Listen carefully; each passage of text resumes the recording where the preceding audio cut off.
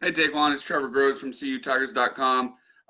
Just how has the transition been for you, moving from the defensive side over to the offensive line? And did you have any nerves at all going into that Wake Forest game or in front of the fans for the first time on Saturday on the offensive line? To start with, I would say the transition has been really good for me. It's definitely been a challenge making sure I pick up on the technique and the playbook and stuff like that. My very first game, like at Wake Forest, it was very nervous for the first time. But like kind of like as the game started to go on, I started to kind of settle down and just kind of like home in on my technique and my plays.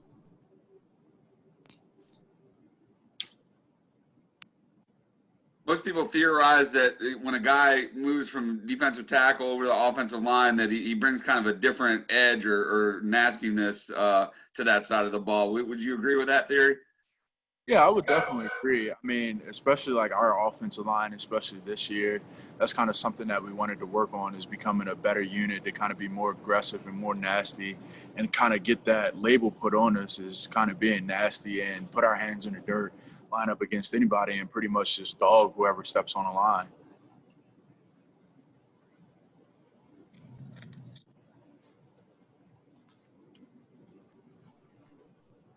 Anybody else got anything for Take One? Yeah, hey, this is Todd Shaughnessy in Spartanburg. I'm wondering about, can you compare the skill sets that you have to use on both sides of the line? How do you use one against the other? So going over the offensive line, it's a lot of kind of thinking, especially like coming from defensive line. If you really paid attention as a defensive line, you'll understand as an offensive lineman what the defensive lineman is going to do. I would say the big emphasis that you kind of have to work with is both is keeping your hands inside and being the first to kind of get inside the pads. That would be something I would say transition from both. It's very different technique and a very different skill set that you'll need for both. And I would say your hands are the key that is going to help you throughout kind of like transitioning over. So that's something that I still have to work on is work on my hands, getting inside and just kind of getting them high and stuff like that. Hey, Taquan, it's David Hood with TigerNet. Making the move, obviously, you start trying to build relationships with guys on the D line. Now you're having to go up against them every day. Is there a friendly rivalry there? And, anybody that, you kind of have a nice relationship with, but you like bumping heads with?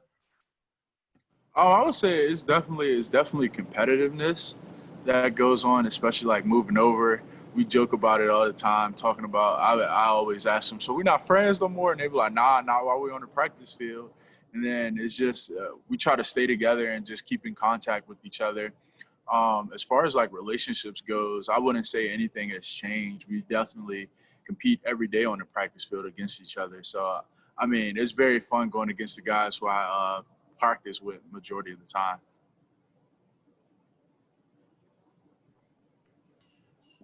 Tayquon, it's Why Trevor is it again. that Oh, go ahead, David. why is it that wrestlers make good offensive linemen? I'm not sure. It is a lot of us that wrestle on offensive line. I'm not really sure why wrestlers make good offensive linemen. I'm not really sure about that question. Tayquon, how have you had to manage your way? Have you had to manage it any differently moving to that side? And was it difficult or challenging during the off season with the COVID going on? As far as like weight management, it's definitely a big issue that I have to kind of home on to. It's just making sure I'm eating the right things on my off days. I'm eating the right things once again, and just kind of keeping my conditioning up to combat maybe overweightness and stuff like that. But I definitely try to monitor my weights to make sure that I'm being able to play efficiently at my weight. And it's definitely, especially like over the quarantine, it was very hard to kind of home in on my weight management. So yeah, it was pretty difficult, especially kind of being alone and stuff like that. But as like I kind of got back into the flow being here, it was a lot easier, especially having the nutrition staff, stuff like that, being able to kind of help me along the way to decide what to eat and what not to eat. Where did you go after everything was kind of shut down? Did you go back home towards Baltimore or stay around here? What did you do? I had went back home towards Baltimore. I stayed with my legal guardians.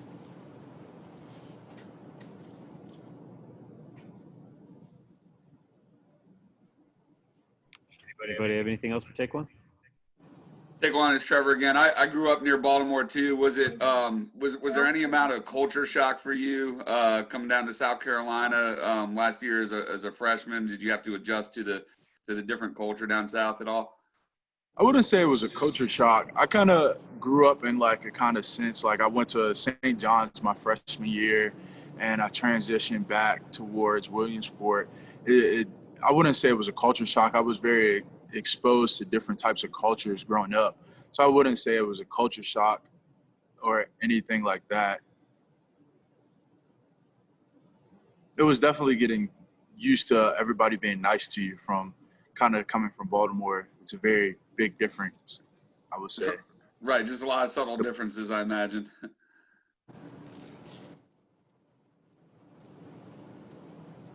Tayquon, can you talk about what it's meant to you to be a Paul Journey ambassador?